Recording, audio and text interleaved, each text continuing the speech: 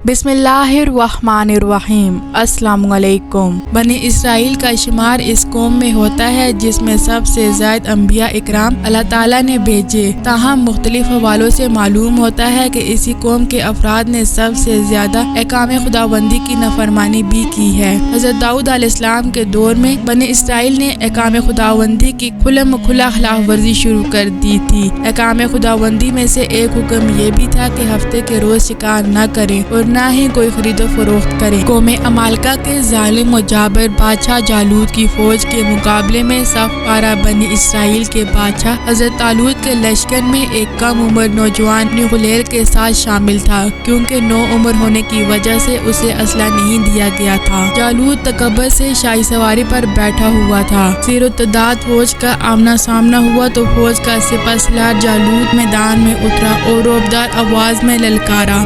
आवाज से मैदान जंग में एक गुंजार पैदा हो गई। अभी बनी इसराइल का ये छोटे सा लश्कर कोई फैसला भी न कर पाया था कि अचानक उनकी सफों में मौजूद ये कम उम्र नौजवान अकाब जैसी बरकरफ्तारी से बाहर निकला और जालूत के सामने पहुंचकर इसे ललकारने लगा। जालूत ने हैरत के साथ नौजवान को देखा तो हकारत से बोला, जा मेरी आंखों के सामने से दूर हो जा, मैं तुझे कत्ल करना पसंद नहीं करता। बेखौफ नौजवान ने बादशाह की आंखों में आंखें डालकर गर्जदार आवाज में जवाब दिया, लेकिन तुझे कत्ल करना मुझे पसंद है। फिर फलक पर चमकते सूरज की तेज रोशनी में अर्ज़ो समा ने एक हैरत अंगेज मंजर देखा। नौजवान की गुलेल से गोली की तरह निकले पत्थर से जालूत का मुतकब्बर सर पाश पाश हो चुका था और इसका ताकतवर जिस्म जमीन पर औंधे मुंह पड़ा था। ये नौजवान एक चरावा था जो सारा दिन जंगल में बकरियां चराया करता था और गुलेल से बकरियों के करीब आने वाले दरिंदों को मार भगाता, लेकिन कुदरत ने इसके लिए बड़े फैसले कर रखे थे। अल्लाह ताला ने पहले उसे बनी इसराइल का बादशाह बनाया और फिर इसे नबूवत और रसालत के अजीम मनसब पर फाइज फरमाया। कुरान पाक में इरशाद है, दाऊद ने जालूत को कत्ल कर डाला और अल्लाह ने इनको बादशाही और दनाई बख्शी और जिन जिन चीजों का चाहा इन्हें इल्म दिया।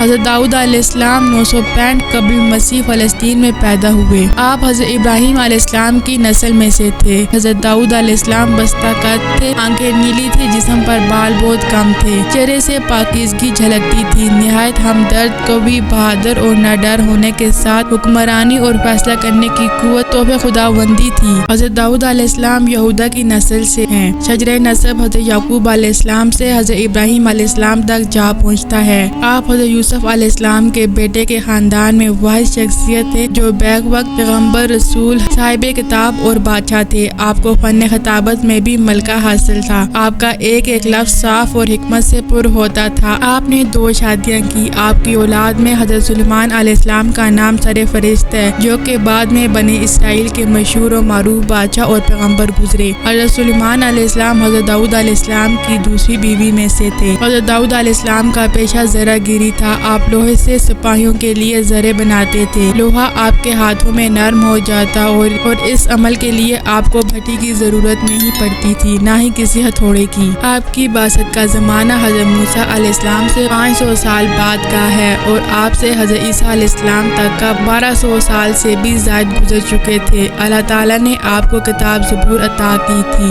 आप अलैहिस्सलाम ने अपनी ज़िंदगी के आखिरी अयाम बैतुल मक़दस में हैकल की तामीर में गुजारे और इसी दौरान वफ़ात पा गए। हज़रत दाऊद अलैहिस्सलाम गुलेल चराने में खास महारत रखते थे। हज़रत दाऊद अलैहिस्सलाम अल्लाह के बुरगज़ीदा बंदे और रसूल थे और बादशाह भी। अम्बिया इकराम में हज़रत आदम अलैहिस्सलाम के बाद हज़रत दाऊद अलैहिस्सलाम वो पैगम्बर है जिन्हें कुरान करीम ने खलीफा के लक़ब से नवाजा। कुरान करीम में इरशाद है, ए दाऊद, हमने तुम्हें जमीन पर खलीफा बना दिया, तुम लोगों के दरमियान हक के साथ फैसला करो। कुरान करीम की सूरह बनी इसराइल में इरशाद है, हमने बाज़ पैगम्बरों को बाज़ पर फजीलत बख्शी और दाऊद को ज़बूर अनायत की। सूरह निसा में इरशाद बारी ताला है, और हमने दाऊद को ज़बूर भी अनायत की थी। इमाम बग़वी रहमतुल्लाह ने अपनी तफसीर में लिखा है, ज़बूर अल्लाह की किताब है जो हज़रत दाऊद अलैहिस्सलाम पर नाजिल हुई। इसमें 150 सूरतें हैं जो दुआओं और हम्द व सना पर मुश्तमिल हैं। ताहम उनमें हलाल व हराम और फ़राइज़ व हदूद का बयान नहीं है। ज़बूर के लग़वी मायने पारे या टुकड़े के हैं। दरअसल ज़बूर के नज़ूल का मकसद तुरात की तकमील था, इसलिए गोया ये तुरात ही का एक हिस्सा या टुकड़ा है। ज़बूर अल्लाह तबारक की हम्द व सना में मुज़य्यन है। आप अलैहिस्सलाम जब ज़बूर की तिलावत फरमाते तो वजदान अफरीन तिलावत से मशहूर हो ہو کر چند پرند درخت پہاڑ جن انس دریا سمندر یعنی سب اللہ تعالیٰ کی حمد و ثنا میں مشغول ہو جاتے۔ حضرت داؤد علیہ السلام اپنی خلافت کے زمانے میں بھیس بدل کر بازاروں میں جاتے اور لوگوں سے پوچھا کرتے داؤد کیسے آدمی ہیں، کیونکہ سلطنت میں عدل و انصاف عام تھا اور لوگ آرام و عیش سے رہتے تھے،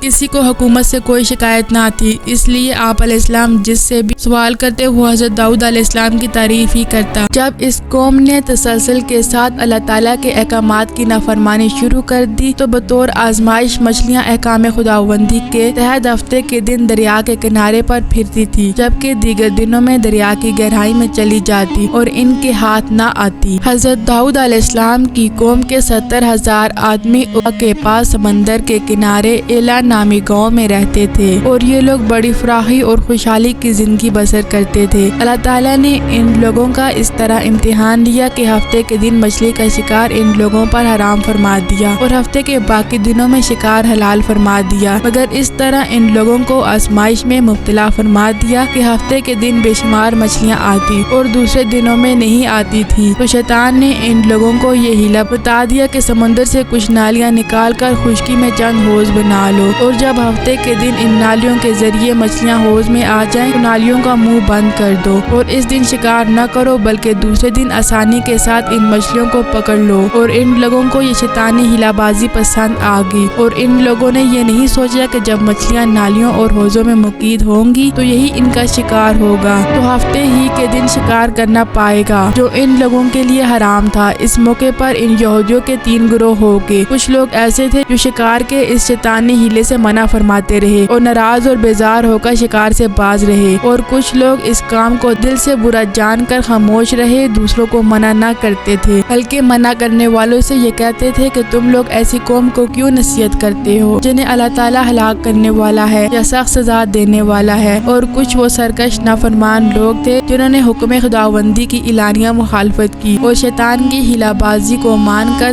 ہفتے کے دن شکار کر لیا اور ان مچھلیوں کو کھایا اور بیچا بھی۔ جب نافرمانوں نے منع کرنے کے باوجود شکار کر لیا تو منع کرنے والی جماعت نے کہا اب ہم ان لوگوں سے کوئی میل ملاپ نہ رکھیں گے، چنانچہ ان لوگوں نے گاؤں کو تقسیم کر کے درمیان میں ایک دیوار بنا لی اور آمد و رفت کا ایک الگ دروازہ بھی بنا لیا۔ حضرت داؤد علیہ السلام نے غضبناک ہو کر شکار کرنے والوں پر لعنت فرما دی۔ اس کا اثر یہ ہوا کہ ایک دن خطا کاروں میں سے کوئی باہر نہ آیا تو انہیں دیکھنے کے لیے کچھ لوگ دیوار پر چڑھ گئے تو کیا دیکھتے ہیں کہ وہ سب کے سب بندر کی صورتوں میں گھوم رہے ہیں۔ اب لوگ ان مجرموں کا دروازہ کھول کر اندر داخل ہوئے تو وہ بندر اپنے رشتہ داروں کو پہچانتے تھے اور ان کے پاس آ کر ان کے کپڑے سونگتے تھے اور روتے تھے، مگر لوگ ان بندر بن جانے والوں کو نہیں پہچانتے تھے۔ ان بندر بن جانے والوں کی تعداد 12,000 تھی۔ یہ سب 3 دن تک زندہ رہے اور اس درمیان میں کچھ بھی کھا پی نہ سکتے تھے بلکہ یوں ہی بھوکے پیاسے سب کے سب ہلاک ہو گئے۔ شکار سے منع کرنے والا گروہ ہلاکت سے سلامت رہا، اور صحیح قول یہ ہے کہ دل سے برا جان کر خاموش رہنے والوں کو بھی اللہ تعالیٰ نے ہلاکت سے بچا لیا۔